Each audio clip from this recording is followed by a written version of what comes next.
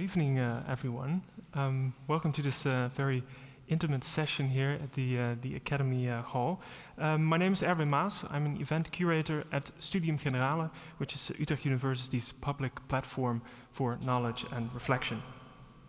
I would also like to welcome those who are watching from home.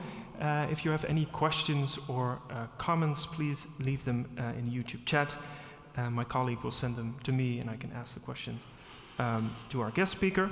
And also, if you like our videos, please subscribe to our channel. Thumbs up.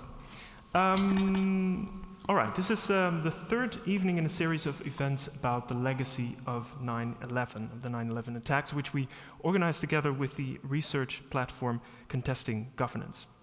In the first lecture, historian Beatrice de Graaf talked about 9/11 as a turning point in history, and she argued that the way the West responded to the attacks wasn't unique at all and mirrors earlier unsuccessful attempts to end terrorism. And the second evening, a month ago, Tessa Diphorn talked about the private security industry and why it grew after 9/11. Tonight, we are going to talk about lists and blacklists in particular. Since the 9/11 attacks, the use of lists has increased. Think about terrorist sanction lists, no-fly lists, or the so-called kill lists for drone warfare. Government and non-government organizations gather bits of information to decide who is a potential threat to security. And this has major consequences for those who are put on the list. You're either on it or you're off it, and between those two, there's a world of difference. Suddenly, you're not able to travel, bank accounts are being blocked, and even if you're wrongfully accused. How are these lists made? How fair are they? And if we think about it more philosophically, what happens when you look at the world using a list as a framework? That's what our guest speaker is going to talk about tonight. She is a political scientist at the University of Amsterdam, and she is the Dutch expert on lists and blacklists. She currently leads the research project Following the Money from Transaction to Trial, which studies the daily practices of public and private actors who are countering terrorism financing. As of March 2022, she will be the Dean of the Humanities Faculty at the University of Amsterdam. Please give a warm round of applause for Marieke de Goede.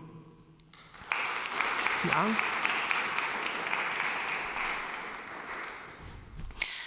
Thank you very much, Erwin, for that kind introduction. Is the sound fine like this? Yeah, okay. And it's really nice to be here. I'm really pleased to be part of the 9/11 remembering and reflecting on 9/11, 20 years after 9/11 lecture series that you've organized. I've really enjoyed watching the other films online of the speakers who have participated in this series so far. So when the Dutch a few months ago were evacuating collaborators from Afghanistan, they worked with lists of names. Being on that list and having your name on such a list could be a matter of life or death. A few weeks ago, Facebook, The Intercept, the American news platform The Intercept, leaked the lists of organizations that Facebook takes offline. So Facebook, which is increasingly asked by security authorities to clean its platform from violent, hate speech, terrorist speech, works with lists of organizations and names that they remove from their platform. And those lists with hundreds of names of organizations were leaked by The Intercept last week. In October 2021, so also very recently, Israel blacklisted and designated as terrorists 6 Palestinian aid organizations. Some of these aid organizations worked with the European Union, and so there was an international outcry about this particular listing by Israel, as it makes it harder for the EU to deliver aid monies to Palestinian territories.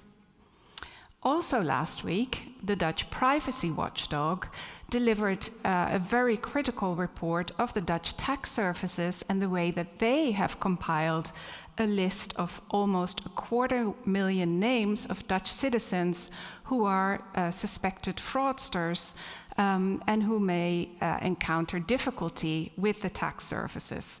And the Dutch Privacy Office said that the tax authorities have breached privacy law and the GDPR by compiling this list.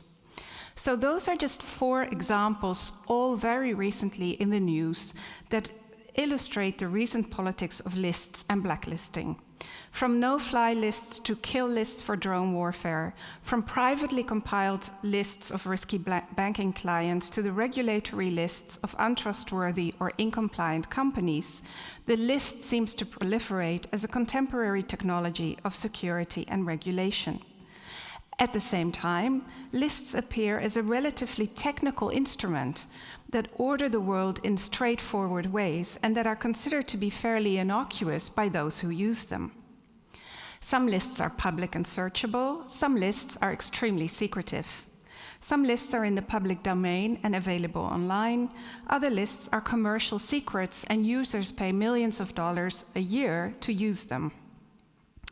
In the first cases of the UN Security Council terrorist designations after 9/11, targets were not notified that they were on this list, but found out that they were listed because they were unable to use an ATM machine or unable to board a plane. In watchlisting guidance today, it is still not allowed for the frontline airline worker to reveal to a passenger why they are unable to board a plane or that they are watchlisted. The list is one of the oldest forms of knowledge, and it has made a forceful recurrence in post-9/11 security landscape.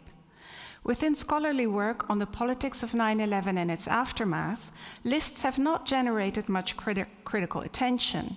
Mostly we have focused on extreme security practices like extraordinary rendition, drone warfare, or algorithmic data mining.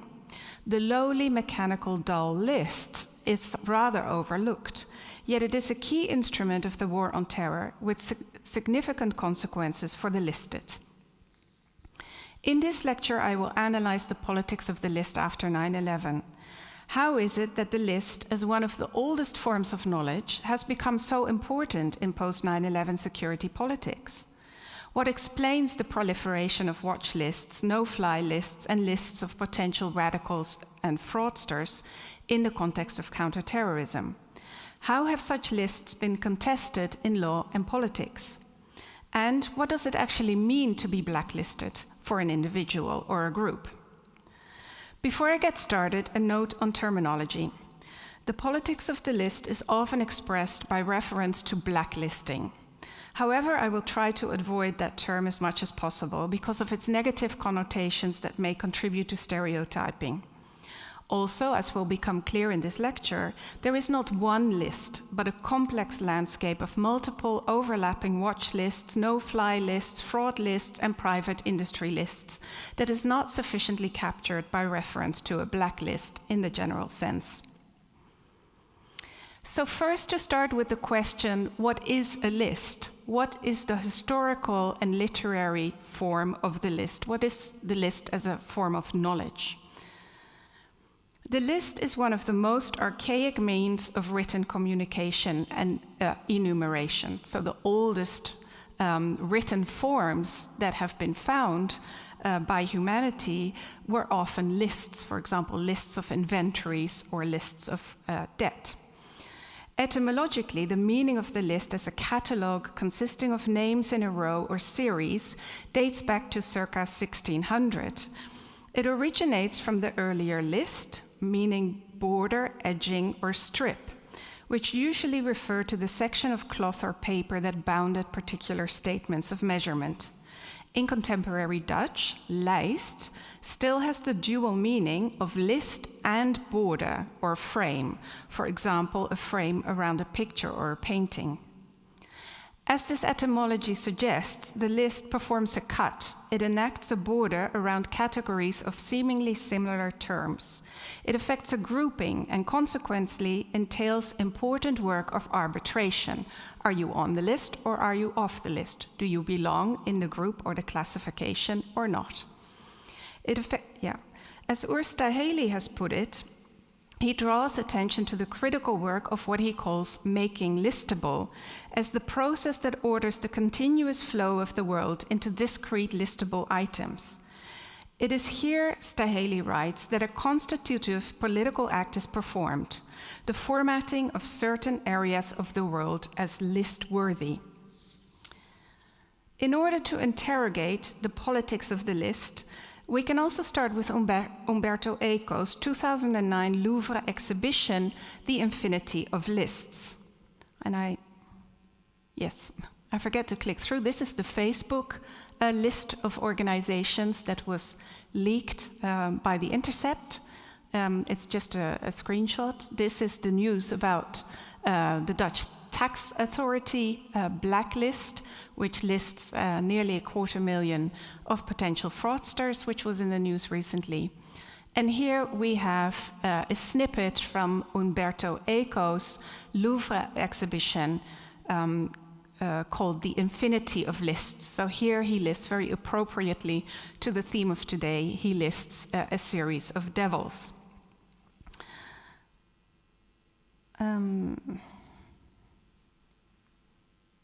Yes. So for Eco, listing is a way in which humans have historically tried to make infinity comprehensible. In the exhibition catalogue, Eco introduces a broad variety and infinity of lists, exploring their dual nature of recording and bordering, of being simultaneously pragmatic and poetic. And Eco really identifies lists everywhere in arts and culture. And actually, as you start being attentive to them, and if you start noticing them, you will find lists everywhere around you. Eco argues that lists do not only aid in grappling with complexity and uncertainty, but also help in preserving imagination. He writes, "Faced with something that is immensely large or unknown, of which we still do not know enough or of which we shall never know, the author proposes a list as a specimen or indication, leaving the reader to imagine the rest." Eco distinguishes different types of lists. He makes a distinction between pragmatic and poetic lists, as well as between coherent and chaotic lists. Pragmatic lists for Eco have a purely referential function. They record things that are already in existence. Coherent lists, in addition, put together entries that already have some form of kinship among them. On the other hand, poetic lists, what distinguishes them for Eco is their profound infinity and sheer incalculability. They seek to enumerate something that eludes our capacity for control and denomination. In addition, for Eco, chaotic lists are an assembly of things deliberately devoid of any apparent relation or kinship. The importance of Eco's work on lists is that it draws attention to the aesthetic and effective work of listing.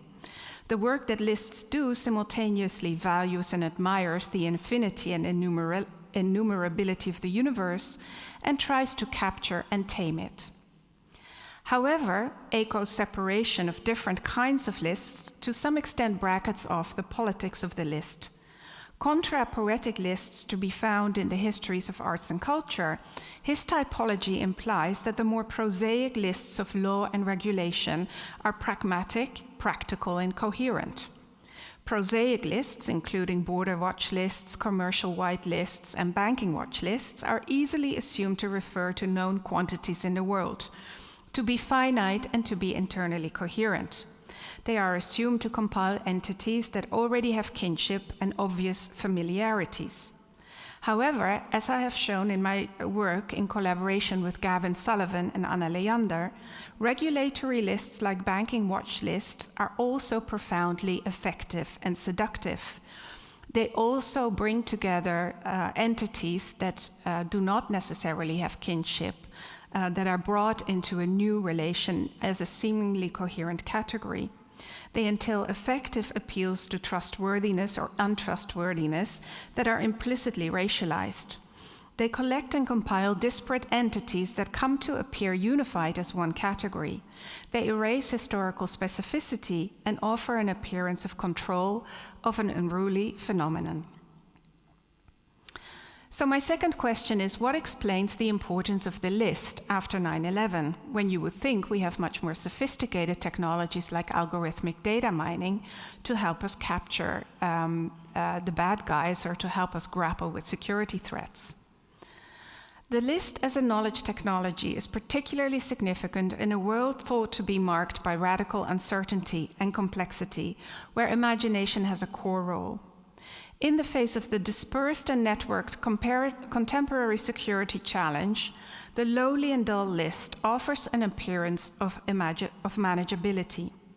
Lists, in other words, are a way of dealing with the overwhelming complexity of contemporary life and security in particular. And my argument is that this was crucial to their proliferation as a security technique after 9/11. So after 9/11, thinking back 20 years, the idea or security authorities were very much grappling with what is Al-Qaeda? Is it a hierarchical organization? The immediate imaginations of Al-Qaeda was that it was a clearly led hierarchical organization, but then there were other understandings of Al-Qaeda as a network or even as a transnational ideology. So the globally dispersed phenomenon of Al-Qaeda seemed very ungraspable. It seemed very unclear what the enemy was, what the form of this enemy was. It was clearly not another state, though we tried to tie state-based imaginations to it by the invasion of Afghanistan and then later Iraq, but it was a very dispersed, sort of ungraspable ideological enemy. And in addition to the fact that the enemy was ungraspable, ineffable, was the challenge that it was very difficult to come to an internationally agreed definition of terrorism. The European Union now has one, but the United Nations to this day has not been able to agree on a definition of what terrorism is, precisely because so many elements of what terrorism is are so contested. Can terrorism be state-led? What is the distinction between terrorism and freedom movements, freedom-fighting movements?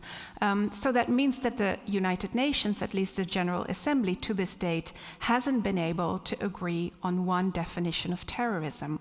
So in the absence of a clear definition, but faced with this dispersed, ungraspable enemy, and in the absence of globally shared definitions, the list offered an alternative way to grasp and seemingly contain this unruly phenomenon of dispersed and unknown terrorism. Lists make it possible to produce seemingly objective accounts detached from messy contextual narratives. As Ursta Haley writes provocatively, I quote, "If you don't know how to represent something, and if you don't know what is essential to an entity, then just create a list of what seems noteworthy." End of quote. And I think that this helps explain their importance in the context of the war on terror.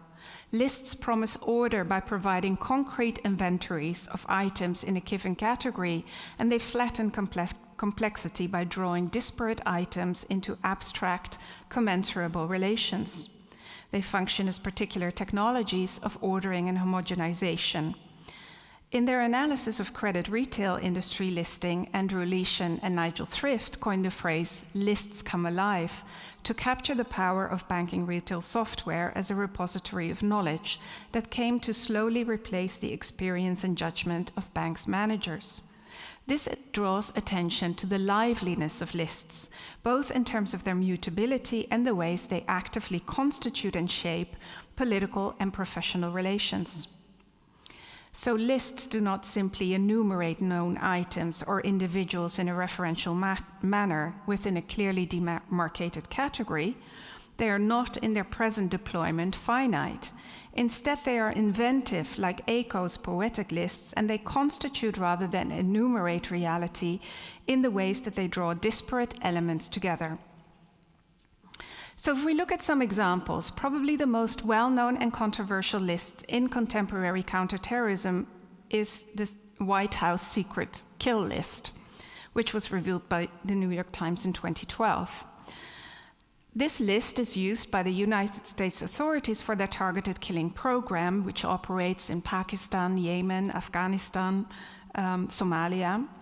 It is well known that US drones and special op-ed task forces carry out targeted killings operations in these areas on the basis of lists designating suspected terrorists as high-value targets for capture or killing. Nominations for listing and processes of targeting are acknowledged to be contagious and subjective. According to one former chief of staff who was interviewed in the New York Times, those involved recognize that this isn't science, this is judgments made of, most of the time, human intelligence. Listing here involves a continuous process of discussion, inclusion, and replacement of names. I quote from the New York Times article, "One guy gets knocked off, and the guy's driver, who's number 21, becomes number 20. One interviewee said, 'At what point are you just filling the bucket with numbers?' End of quote. At the same time, killing listed individuals is primarily undertaken on the basis of metadata analysis and geolocational phone tracking technology, suggesting the emergence of more complex ensembles of kill lists, technical objects, and targets. While kill lists are the most lethal variety and perhaps one of the most well-known examples, other forms of contemporary security listing affect larger and ever-increasing number of individuals. Again, an example from the United States. This is actually from the ACLU, the American Civil Liberties Union, but this is about the so-called terrorist identities data mart environment, TIDE, which is maintained by the US National Counterterrorism Center, which is a classified master database, a master list, that includes over 1.6 million entries. An unclassified extracted version of the TIDE is fed into US Department of Homeland Security terrorist screening database, which contains nearly 1 million names related to suspected terrorism, and this database feeds into the American no-fly list that is used by frontline airline officials to bar individuals from boarding planes traveling to, from, or over the United States. Cumulative together, these aviation lists contain over 120,000 names, and that is a while ago. The numbers are old when they were released. They were released a while ago, and they haven't been updated since. Listed individuals have no formal means to find out why they are listed, and instructions to frontline staff are to neither confirm nor deny whether an individual is on a terror watch list. So if you are barred from boarding a plane, you will not necessarily be informed that it is because you are on a watch list, let alone why you are on the watch list. So these are just some of the examples of lists that have been compiled, mobilized, and contested in the context of the war on terror.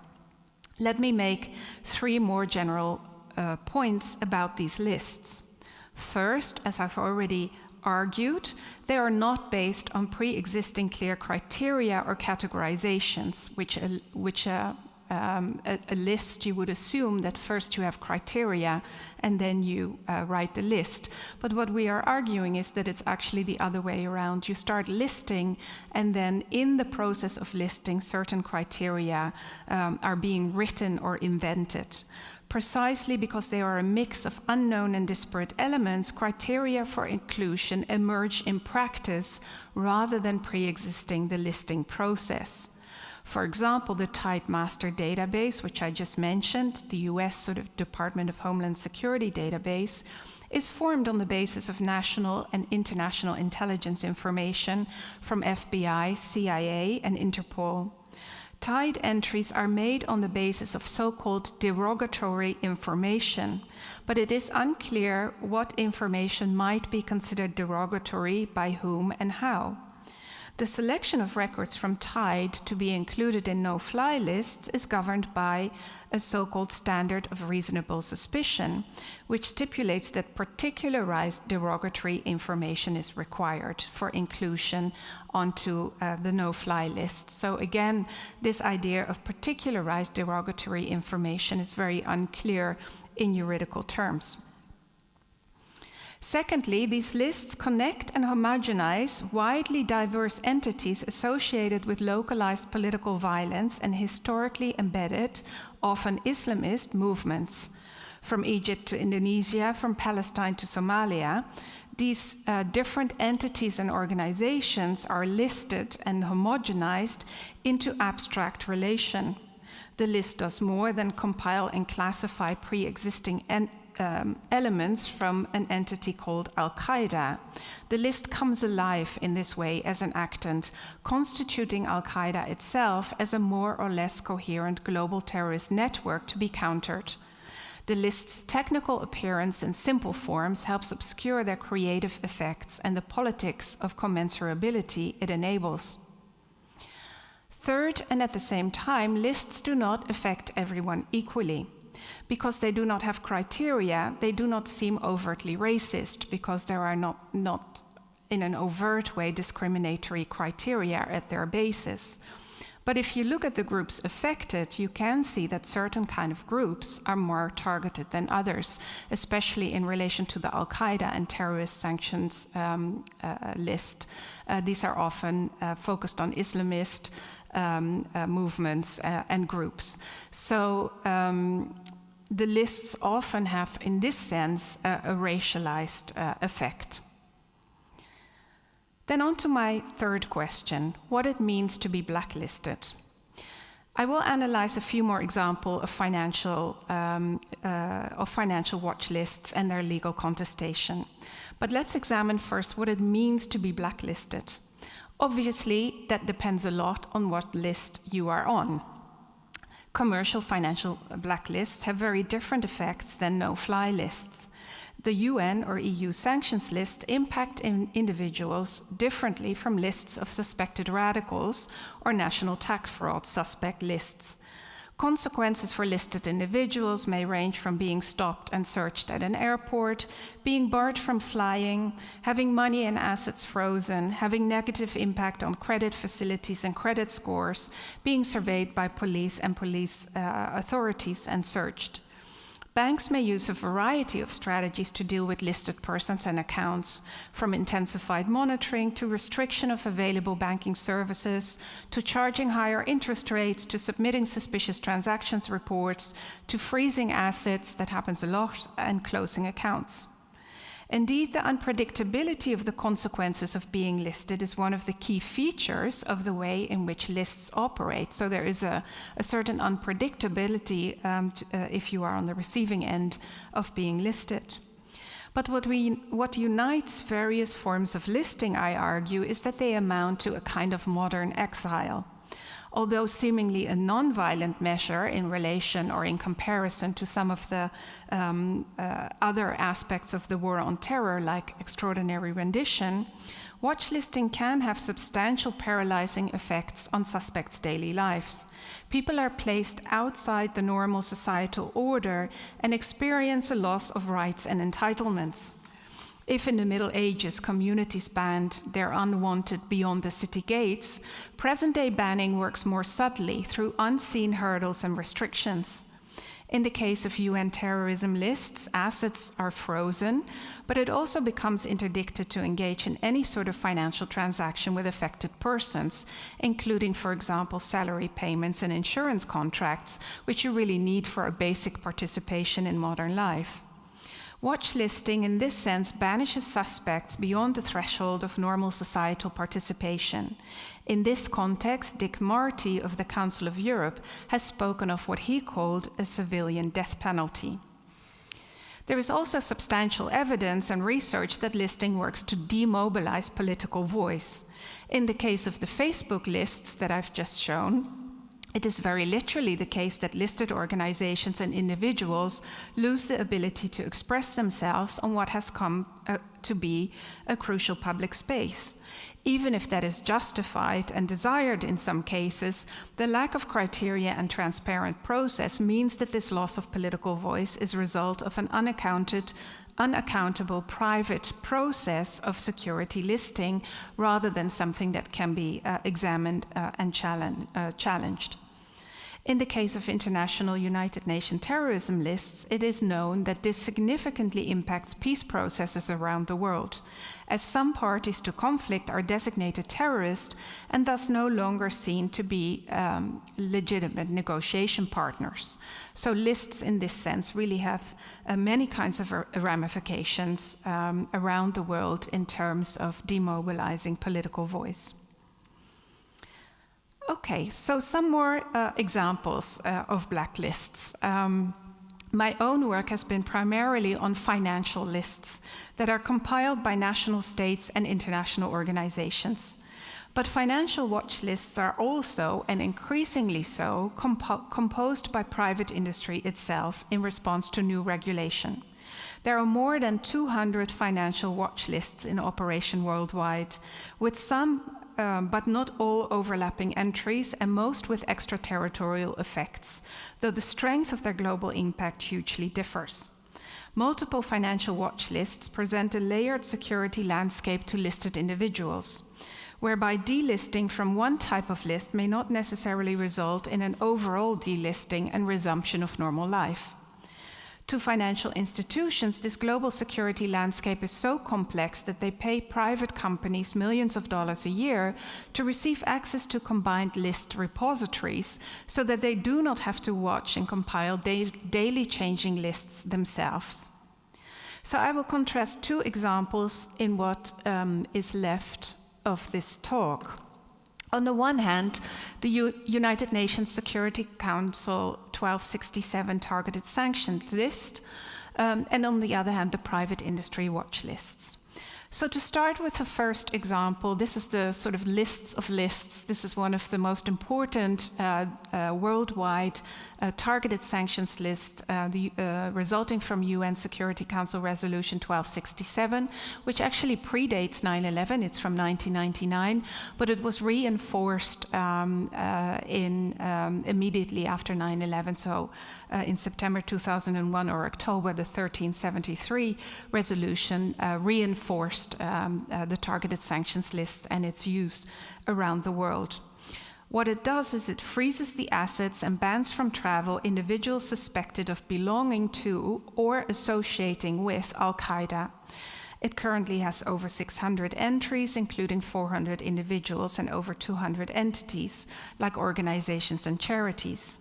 In 2017, this list was also supplemented with UN Security Council Resolution 2396, which is a watch list on foreign fighters. And of course, the definition of foreign fighters is much broader because those are foreign fighters in relation to the Syria conflict. But that definition is much broader than previously the 1267 resolution, which was specifically related to Al-Qaeda. Even that also had a very broad definition because it is also for individuals associated or thought to be associated with Al-Qaeda. So it's already a very associative list. Relatively small then, the 1267 targeted sanctions list, relatively small compared to some of the other lists we've been looking at. This list has a major impact on people's lives, and it has been subject to numerous court challenges, making it one of the most relevant cases for studying the politics and law of the list. A key challenge to the UN terrorism list came from Mr. Yassin Abdullah Caddy, a wealthy Saudi businessman who was listed immediately after 9/11 in September 2001 by the United States. It was officially classified what exactly Mr. Caddy was accused of and what the reasons or the evidence were for his listing. We do find plenty of insinuations and allegations in the popular literature on terrorism financing, for example, where it is alleged that he provided military support to Muslim groups in Somalia and Bosnia in the 1990s. At that time, it was not clear to which authority Mr. Caddy could appeal in order to defend himself against the accusations. At that time, the United Nations Security Council Sanctions Committee did not foresee in a procedure whereby targeted persons could apply for removal from the list, a situation that is now better with the creation of the UN Ombudsperson. Mr. Caddy lodged his complaint with various national authorities and with the European Court of First Instance in 2001. In this complaint, Caddy denies his involvement with terrorism and he appeals to the European Union to uphold the rule of law in the face of alleged breaches of his human rights, including the right to a fair hearing, the right to respect for property, and the principle of proportionality. Now, there's a lot to be said about the Caddy case, and if there's any lawyers here or at home, they will have certainly heard about the case because it became one of the most important landmark cases in relation to terrorism watch listing, but it also became a very important landmark case in relation to the legal order of the United Nations and the European Union, because one of the questions at stake became whether the United Nations list trumps the European Union legal order, or whether the European Union has an independent authority to scrutinize the listing decisions. In 2005, Caddy's petition and case was rejected by the Court of First Instance, and the legitimacy of the list was upheld. At that time, the court found that Caddy had been subjected to what it called mere administrative measures and not to any form of confiscation. Furthermore, it was held that the European Union had to implement the Security Council regulations without the authority to assess the evidence or the lawfulness of the listing process. However, in the appeal hearing in 2008, so also already a while ago, the European Court of Justice concluded that in Caddy's case, and I quote, "the rights of the defense, in particular the right to be heard and the right to effective judicial review, were patently not respected," end of quote.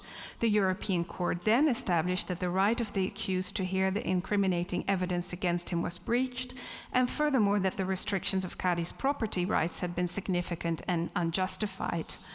And so it took another 3 years after that judgment for Caddy to actually be delisted. So even though he won the case, he was listed for 10 years and had no access to his property and his financial resources all that time.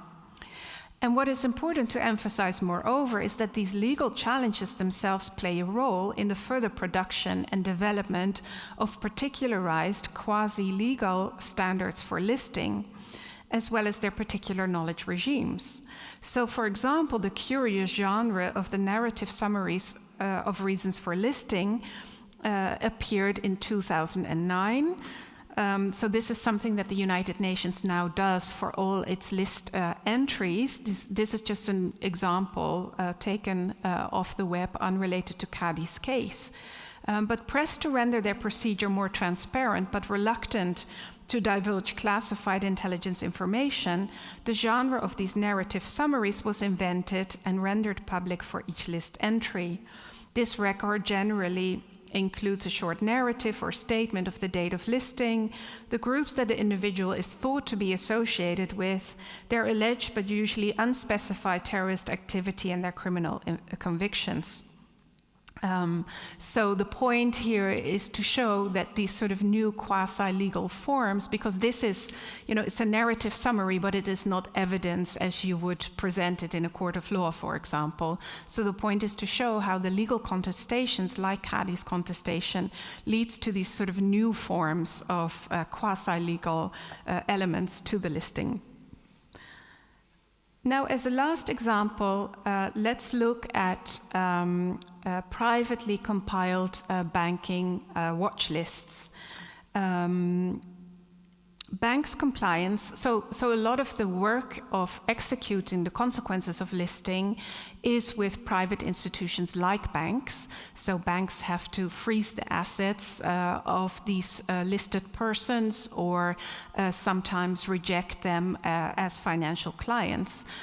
So a lot of the compliance is with the private industry, and banks' obligations do not stop at executing name checks on their client databases to ensure that they do not bank individuals or entities listed by the Security Council. They are required to check against multiple national and transnational lists, including the UN, which I mentioned, the EU, UK, American, and Israeli official lists. Many of these lists apply extraterritorially or are enforceable by states in relation to non-citizens acting outside that state's boundaries. As regulatory requirements flowing from sanctions have become increasingly complex, private companies like LexisNexis, Refinitiv, and ComplyAdvantage consolidate and translate the different lists into saleable and searchable compliance products. Now, the most well-known example of this is the so-called World Checklist, but I do want to emphasize that that's not the only one. It's just the one that has become sort of controversial in the public domain, but there are other companies, about 2 or 3 or 4 leading companies in the world which compile these types of lists. The World Checklist, the most famous one or infamous one, included 1.2 million names already a decade ago, and it doesn't just compile the approximately 214 national blacklists worldwide, but WorldCheck also adds its own nomination of suspects and so-called heightened risk banking clients. WorldCheck's own procedures for nominating inclusions to their database are based on open source information research done by multilingual teams around the world. And in this process, web-based sources, public indictment records, newspaper articles, and other open source information of very diverse quality, including photographs, is collected as the basis for designation onto the WorldCheck database. So for example, a very clear example would be people who are arrested for terrorism.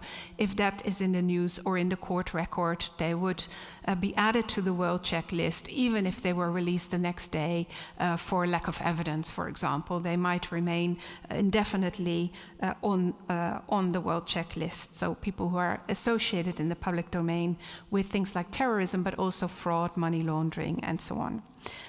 Depending on the jurisdiction, officially sanctioned persons and entity would roughly comprise 10 to 20% of the WorldCheck database. So the official blacklists that are compiled by national states and by the United Nations make up around, at most, 20% of the WorldCheck list. So 80% is added by these private companies themselves. And again, they are required, banks are required to do this by the regulator. So again, I think it's important, even though WorldCheck got a lot of bad press over this and legitimate, important, critical questions, I do think it's also important to emphasize that what they are doing is helping banks comply with regulatory requirements that are made by the national regulator. So much more than the tied list, the logic of WorldCheck is one of infinite addition, and the aim of the database is to be as inclusive as possible. The WorldCheck standard for inclusion appears to be flexible and evolving, and the company does not foresee in a procedure for delisting, though these days you can go on the company website and fill out your details to ask for information to see whether you are on the WorldCheck list. But formal delisting or acquittal from criminal procedures are not necessarily regarded as reasons for exclusion from the WorldCheck list because, as interviewees have put it, such delisted or acquitted individuals would still be considered heightened risk banking clients. So the interconnection and translation of lists also means that individual delistings can become extremely complicated. Removal from the UN targeted sanctions lists now becomes possible with the appointment of the UN Ombudsperson in 2010, who has the powers to review cases and recommend delistings, and he regularly does so. So a number of individuals and entities have been successfully delisted from the UN list, and those delistings are always in the present. So the UN does not decide that the evidence in the past was not sufficient, but it does and can decide that the evidence in the present does not suffice to continue listing. So there are delistings from the UN Security Council's list, but they are not necessarily reviewed by private companies like WorldCheck or other private companies that compile these banking watch lists. And they are not necessarily, UN delisting is not necessarily regarded as a reason for removal from that database. A delisted individual formerly associated with terrorism would still be considered a heightened risk banking client, and as a consequence, hard-won UN delistings are only partially able to restore an individual's life to normality. As long as their record remains on banking watch lists, formerly listed individuals will have difficulties with opening bank accounts, doing business, transferring money, buying insurance, and acquiring loans or mortgages. So I come to the end without necessarily the solutions forward or ways forward out of all of this, but just a conclusion concerning the questions that I've sketched. I've offered a perspective on security lists that foregrounds the form and practice of the list itself. And to me, this is one way of helping the political debate surrounding and questioning listing practices away from the individual rights of the increasing but limited number of individuals listed around the world toward a critical examination of the new juridical orders enabled by this type of security technology. So, of course, it is really important to continue to contest these lists juridically and to protect the individuals targeted. But what I think that the attention to the form and shape of the list does is to help us understand how these new juridical orders are being shaped by listing practices, and also to show and foreground, and here we connect back, I think, to Tessa Diphoorn's lecture, the previous lecture in this series, because foregrounding the form of the list also makes us more attentive, I think, to the role of private companies in the contemporary landscape of listing and the longevity and unpredictability of those instruments. The rights won by the European Court in the Caddy Case are important, but also troublesome in some ways because they work to fortify watch listing as a legitimate practice of security law. We need to be more attentive to the ways in which lists intersect and interconnect, how they are moved, transcribed, and consolidated, or in important cases disconnected. And we need to tease out even more the wider ethical issues and democratic implications of listing as a security practice, and the quasi-regulatory effects of the no-fly lists, privately compiled lists and lists of banking watch lists, and tax office fraud lists. How can we think beyond the problem of false positives in order to sketch what is at stake regarding democracy, accountability, and freedom in security listing? And I'll leave it there.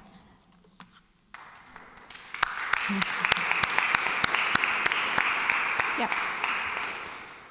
Thank you so much. Yeah. Please take a seat. Thank you so much for this very interesting talk. It's a very new way of thinking about lists as a form of knowledge that not represents reality as it is, but sort of produces this reality. A lot of these lists that you mentioned, to me, these seem like sort of American US lists. So when it comes to the creations of lists, how important is the role of the US?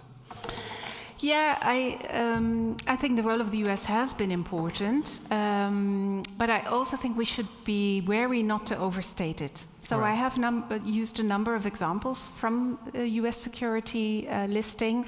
I mean, the White House kill list, and when it relates to drone warfare, that some colleagues here in Utrecht in the conflict program is doing actually excellent research on drone warfare. And so there, the White House kill list is a very obvious US-driven example. Also, when you look at the United Nations Security Council, of course, you can have a long discussion about the role of the United States in the Security Council in driving this process forward, not just being one of the big countries of nomination. So each Security Council country or each UN member state can nominate entries to the list. And I think the United States, though it's formally classified, but they nominate many. Yeah. And they also play a role, I think, in globalizing these listing practices. At the same time, I think we have to be very wary of always sort of pointing our finger elsewhere. And I think it's incredibly important also to look critically at our own security politics, much closer to home. My own theory, sort of quasi-theory about the European Union is that they really embraced the listing practices because it seemed to be such a non-violent aspect of the war on terror. And if you think back to 9/11, or at least I can think back to 9/11, obviously the students Not these everyone. days can't necessarily, Yeah. but there were many violent practices to do with the war on terror. The invasion of Afghanistan, extraordinary rendition, where prisoners were taken to black sites, black prisons, the torture program. So there were many of these violent excesses that the European Union also tried to some extent, or some European Union member states try to distance themselves from that sort of overtly violent American security politics, though some of the black prisons were actually on European Union territory, but that's another story. But the EU was very interested, I think, and very active and very embracing of these listing technologies because it seemed to be so much less violent. So civil. It seemed so civil, Yeah. yes. Yeah. And so they didn't follow the American example. You say they just started doing this themselves. Absolutely, yeah. So you also have a European Union sanctions list. I mean, each country has their own national sanctions list as well. The Netherlands has, a terrorist sanctions list which they, especially Minister Koenders, added, in relation also to the foreign fighter problem in the Netherlands. Many names were added to that list. So each country has their national list, as well as the UN list, as well as the EU list, and they sometimes overlap and sometimes don't. So it becomes a very complex whole. Yeah. But you shouldn't overstate the influence of the United States, even though it's big. I think we should look critical close to home as well, and not point our finger to the US for some of these security technologies or only. We should also sort of look inward and raise critical questions about what our own governments and companies are doing. Yeah. Yeah. I also mention it because there's such a strong disbalance in power. I mean, I found an article in The Guardian from October 2020, and it said, Washington has removed Sudan, like a whole country, from a terrorism blacklist after the country agreed to pay $335 million in compensation for its alleged role in the bombing of 2 U.S. embassies in East Africa by Al-Qaeda in 1998. There's such a disbalance in power if you look at this example. Yeah, I think one of the reasons why the US listings the United States, why they are important in this whole story is also because their national list has such a strong extraterritorial effect, much more than the Dutch one or the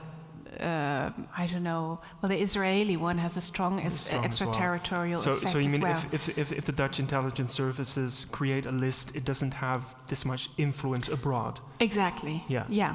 Whereas the US list has a lot of influence abroad, especially if they work through it through the financial system, because the US will say that every transaction denominated in dollars has to abide by their sanctions laws.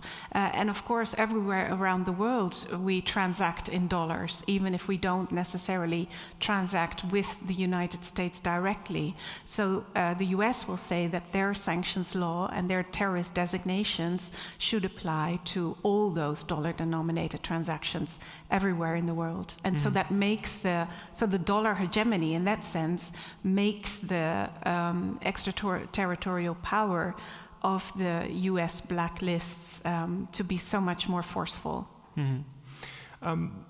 What you didn't really talk about in your talk, and maybe on purpose, is another development that took flight after 9/11, which is the increased digitization. What impact did that have on practices of listing? Digitization in a general sense. I mean, you mentioned algorithms, but you didn't talk about that specifically. Yeah. But I mean, the automation of the process of listing. I mean, it's easier with algorithms, for example. Yeah. Well, and it becomes easier to create digital repositories and to add names to digital repositories and to share across agencies or across countries. So many of the lists I talk about, of course, are digital lists, digitized. So they are not necessarily, though some of them, I've also showed some pictures. If you look at the UN Security Council list online, I did it today to have a quick look at the latest numbers. But it doesn't look very sophisticated in terms of sort of the way you think that algorithmic models or calculations work. So there is actually a numbered, a list of numbered entries that you can download as a PDF file. So in that sense, even though it is related and the digitization does play a role in terms of sharing, compiling, searching, so it makes a list searchable in a different way, and especially if you talk about things like WorldCheck, it becomes a searchable database rather than, this kind of archaic numbered list of entries. But I guess in our project, I became fascinated precisely with the archaic form of the list and the fact that the United Nations Security Council terrorist designation list is actually a numbered list. So I guess there's something to say about how we shouldn't necessarily focus all our critical energies on these what seem to be very sophisticated algorithmic models and decisions, and it's also important to be critical about those. But I want to reserve some critical energy and some critical attention to what seems to be a very sort of old-fashioned, archaic knowledge format that is nevertheless incredibly influential. Yeah. So these lists, they are still made by people, right? Those archaic lists that you're talking about, and in that sense they differ from sort of fully automated lists where algorithms process lots of data. Absolutely. No, absolutely. So I don't think that you would become algorithmically listed necessarily, no. I think there is, of course, it's a human machinic decision, so it's never, I think, a purely human decision, but I don't think that even with a list like WorldCheck,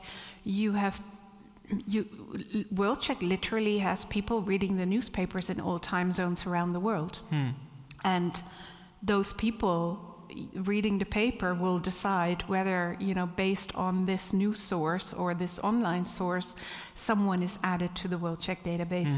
You have experiment in financial technologies now where people say, no, that needs to be done by an algorithm. Exactly. We need to take the human out. Yeah. Those listings need to be done automatically also to take the human bias out, so that an algorithm would be, reading those newspapers or scanning the newspapers for, suspect associations. But that is not really happening yet. All of these lists do have some form of human judgment as the basis for their compilation. Yeah. Is there an alternative, like a good alternative to the list?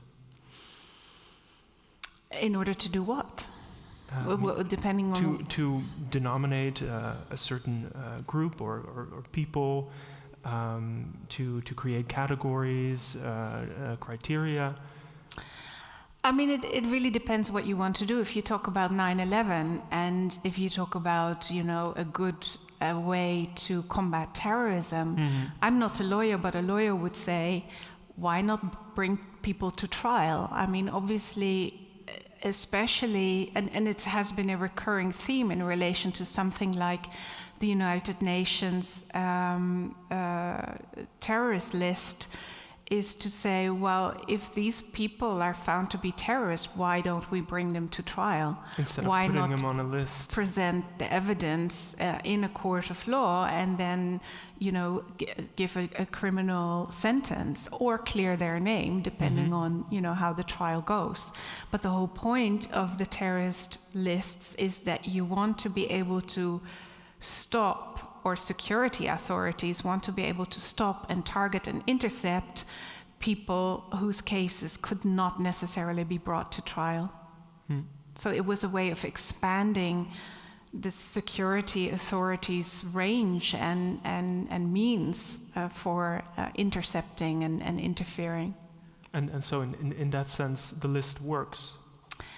Well, it works in the sense that it adds to the toolkit of security authorities. Whether it works, so if you ask about alternatives, I would say, well, it needs to be a societal discussion. Do we want security authorities to have that expanded toolkit at their disposal without having the means to redress? So that's also been a recurrent theme, is that if you are on a list, there is nothing much you can do depending on which list you are on.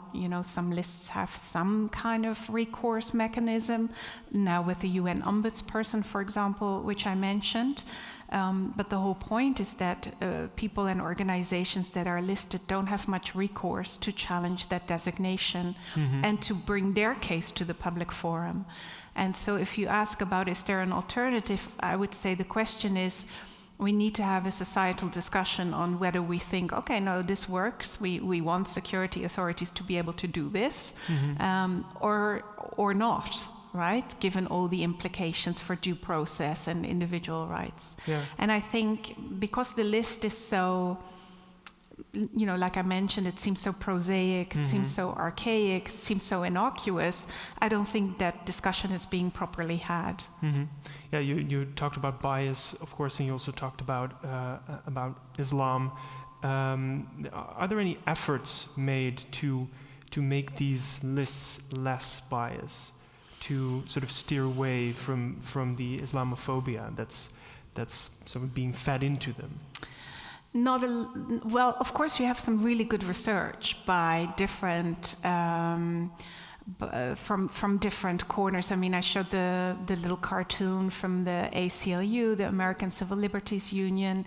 They also have good reporting. Also, even a while back, I know reports from like 2004, 2005 that already talk about the bias on these lists, how it particularly affects, if you talk about financial impact, asset freezing.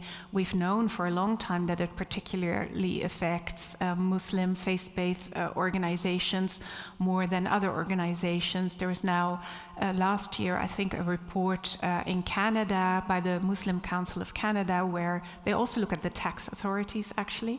Like in the Netherlands, that's a thing in Canada about how the tax authorities is targeting particular groups of people. And the Canadian report is also very critical of the way in which Muslim groups and individuals have become much more surveyed by the tax authorities than other groups. So there is good reporting on this. Whether there is any sense of counterbalancing it, I'm not sure. Very recently, especially since the mosque shooting in New Zealand, and a few other cases of right-wing extremist, white supremacist violence, you do see some attentiveness in the discussion on counterterrorism financing, that we should be looking much more at white supremacist right-wing groups and use the instruments for counterterrorism financing for those groups as well. Yeah. Yeah. There's still a lot of work to do.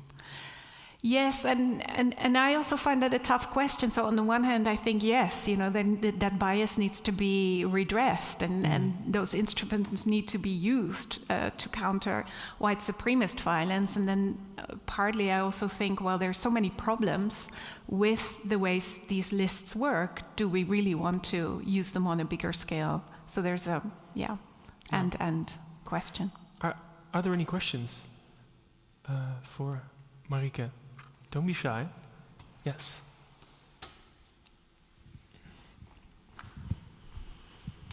Thank you, Marieke, for such a wonderful lecture. I wanted to go further from and make it more specific in drone strikes, going from personality strikes, so people on lists, to signature strikes, so strikes based on patterns of behavior that are now increasingly being defined by algorithms and metadata, and people thus being striked not because they are known on a list, but because they show particular behavior in violent conflict.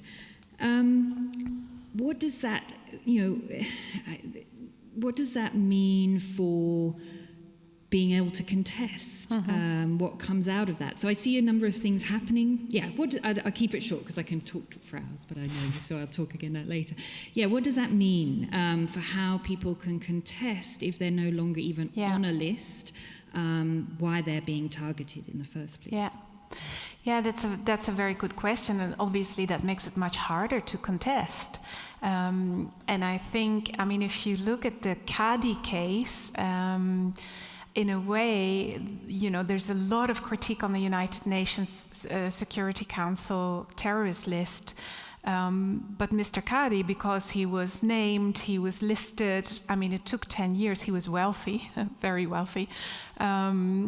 But his name is now really an important name for having been able to contest some of these listing practices. The listing regime did not fundamentally change on the basis of his contestation, but definitely some changes were made, like the narrative summaries and the ombudsperson and so on. In a way, especially if you talk about human rights, they need to be anchored, or they need to be tied, and they need to be mobilized in the name of an individual. And so if you talk about these signature strikes, even connecting the strike back to the individual victim requires a lot more work. So there's extra steps to be done to be able to tie back to the victim or the person targeted. And I think, especially if you want to make a human rights claim, we're tied to a very sort of individualistic system whereby claims come possible in relation to a named claiming party. Though I'm not sure, I'm not a lawyer, so possibly I don't know what lawyers are now doing to try to challenge or make visible these effects of signature strikes. But of course, with the algorithmic pattern recognition intervening, it becomes much harder to even locate and understand where, for example, a decision is taken in relation to such a strike. So I would think that even understanding what's going on is becoming so much more difficult, let alone challenging it with those developments you describe. Yeah. Hello, thank you for the interesting lecture and the moderation. You mentioned that there are these companies profiting from the proliferation of lists because they do the consulting and tell you who is on there. Are they influential in spreading listing even more, because that must be their business model and they must profit if there are more and more lists and nobody understands them anymore? Yeah, that's a very nice question, actually. I'm not sure. They're definitely, as I argued and showed, add names to their repositories. Whether they are also, in a more general sense, encouraging the practice of listing, for example, at international summits or conferences, I'm not sure. That's an interesting question. I mean, recently they haven't had to do that so much because the lists really seem to proliferate anyway. But yeah, it's a good question. I don't know exactly. If I would interview those companies again, I would be certain to ask that, if they are also lobbying for particular kinds of lists, perhaps, or particular forms of lists. Yeah. You mentioned interviewing these companies. I was wondering during your talk, how do you go about your research? Well, it's very different depending on the work that we've done. So I was able to interview WorldCheck, but it's a long time ago, and it's much before they were known and controversial, when they were only just a small startup company in London, when they did not, I think, realize how controversial their practices were, and they were very kind and they demonstrated their system to me. But it's definitely a long time ago. I don't think now it would be so easy to speak to them, though I don't know, because they are also interested in telling their side of the story. So partly with interviews, what we've done in all of our research project, not just in relation to these companies, but also other private companies, we've also emphasized that we're interested in understanding their dilemmas, and we're interested in understanding what they are trying to achieve and what their challenges and dilemmas are. And so, so this company would tell you that what they do is required by the regulator, and that's not untrue, right? So I also find it really interesting to understand the inside of these positions, and not to come in with a judgmental attitude and to think, oh, what you're doing is bad, but to say, well, I want to understand what you are doing and why, and what your challenges are, and what do you think is the problem with what you're doing. It's a very interesting question, because most security professionals also themselves, see upsides and downsides to what they are doing, and often can tell you very well what the problem might be. But with the article that I wrote together with Gavin, and I worked a lot with Gavin Sullivan, he did a lot of interviews that I haven't drawn on today, but he was able to really access people at the UN Security Council, for example. But in our joint work, in a paper that I talked about today, or parts of my talk today was taken from that paper with Gavin Sullivan, and there we studied documents, because at that time, that's also a while ago, maybe 5 years ago, but the Intercept had leaked or made public a lot of the internal Department of Homeland Security watch listing guidance, which was classified, but it became public through the Intercept. And so what we did was to really, that was more of a document study with these sort of internal, formally classified documents, which were super interesting. Yeah. So there's different ways. Yeah, exactly. Yeah. I was also wondering, because a lot of this information is secret, right? Yes. So you don't have access to it, and still you're trying to figure out how these networks and these associations work. Yes, and that became a project in itself. So then we wrote a book together with my colleague Esme Bosma and Polly Pallister-Wilkins in Amsterdam. We edited a collection on secrecy and methods, and the whole book is about methodology when you research secret or quasi-secret domains, and how do you understand secrecy, how do you deal with it in your research practice, what are ways to try to get information, but also how to give secrecy a place. in your research, right? So instead of saying, oh, I want to break through this secrecy and I want to know what's behind the secret, I also uncover it all. And uncover it, exactly. So we, in the book, we also argue that we should get away from this language of uncovering, because one of the things I find really interesting as well is to understand what an organization wants to keep secret and why. And that can be a finding in itself. And it's not necessarily the thing that you would expect, for example. So, yeah, so that became a whole other project, that question. Are there any other questions? Yes.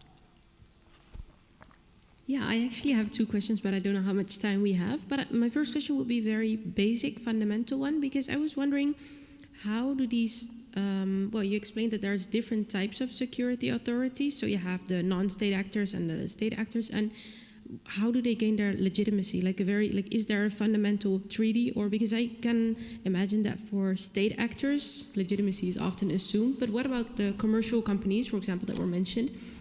How come we all accept that they all say create lists?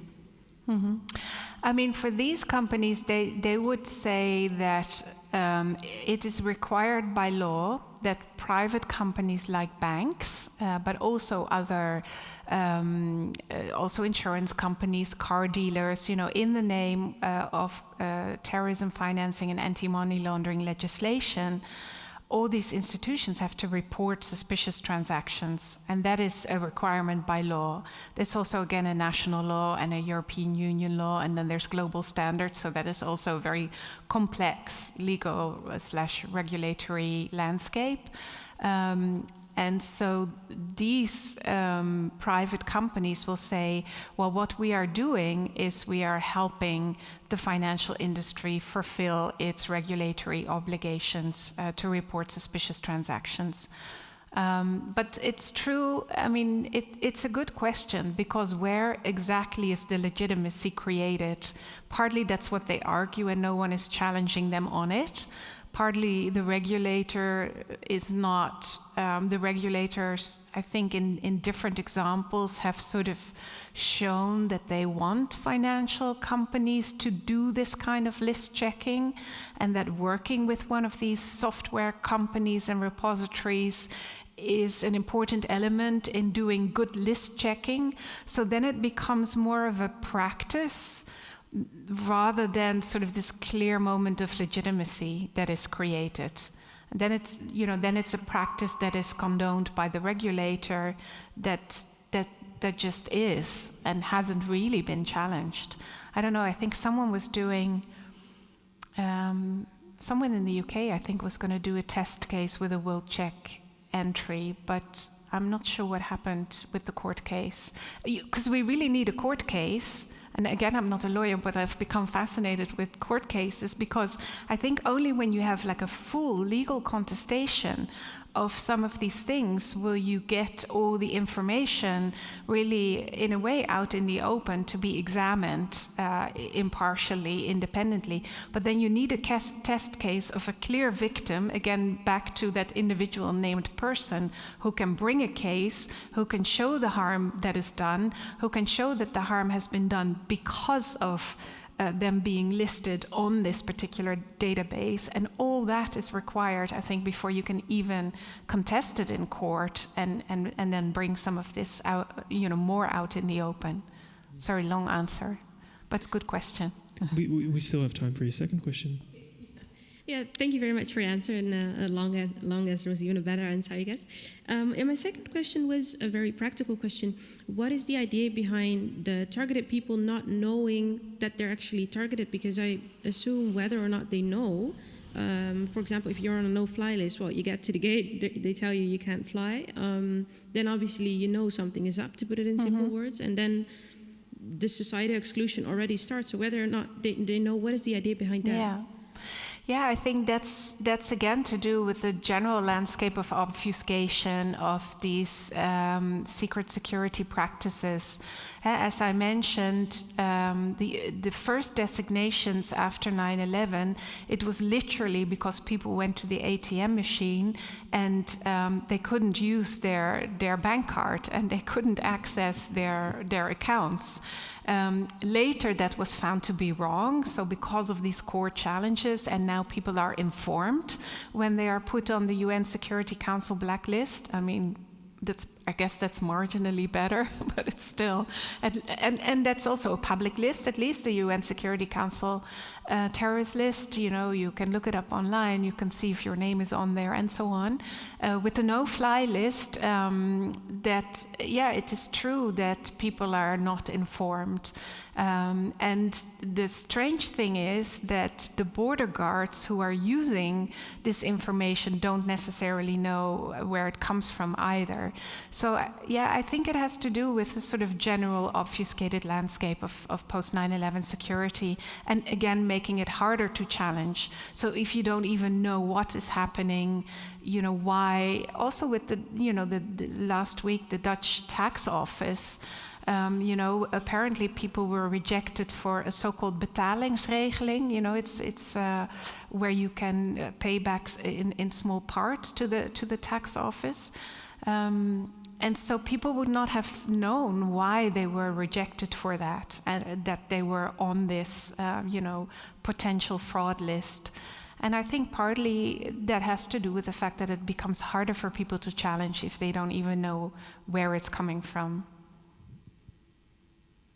Are there any other questions here? So one of the central questions throughout this series is, has the world become a safer place after 9/11? What would you say? Have these lists made the world a safer place? Well, it's so hard to say. I would say no, but then, I would say, who would have thought that you would be in a legal landscape where you can be designated by the state as a suspect or a potential fraud suspect or a potential terrorist suspect without knowing on what basis that designation takes place, without having a means to contest it or to have your side of the story heard. I would say that in general that doesn't make the world a safer place. Mm-hmm. Of course, I don't know if I've ever been on a plane where someone was stopped from flying because they were on a no-fly list. Yeah. Very few so-called successful cases ever make it to the public domain, so that we could say, okay, well, here's an example of where it worked really well. Mm-hmm. There was one very infamous example of the so-called Christmas Day bomber. I don't know if anyone remembers him, who had, a bomb in his underwear flying from Amsterdam to New York, I think, or somewhere in the northeast of the US. And he was listed, not on the no-fly list, but I think on the tight database, because his father had worries and suspicions about his radicalization, and his father had told the U.S. embassy in, I can't remember, Sudan, I can't remember exactly where he was flying from, and that was never transposed onto the no-fly list, so he was able to board the plane, and then he was actually stopped by, another passenger. So that's one case that has made it to the public domain, but it's not a case example of where the listing has actually worked because he was on the plane eventually. I would say very few cases of where this actually works ever make it into the public domain. I wish they would, because then at least we could sort of balance the evidence a bit more and sort of say, well, here actually it worked the way it was supposed to. Yeah. I've seen few of those. I wish there were more of those so that we could balance against, the loss of rights and liberty that could potentially affect us all. So could you give one example that you've seen that the list worked? No, I can't really, because even someone like Caddy, who was listed for 10 years, he was cleared in the end. It was said that nothing was found. There must be examples. I can't give you one right now. Okay, thank you. If there aren't any further questions, we'll leave it here. Please give a big round of applause for Marieke de Goede. Thank you. Thank you. We're back with the final event in this series on December 8th, when we will talk about the consequences of the global war on terror on neighborhood level with Luc Sloten. Hope to see you then. Bye.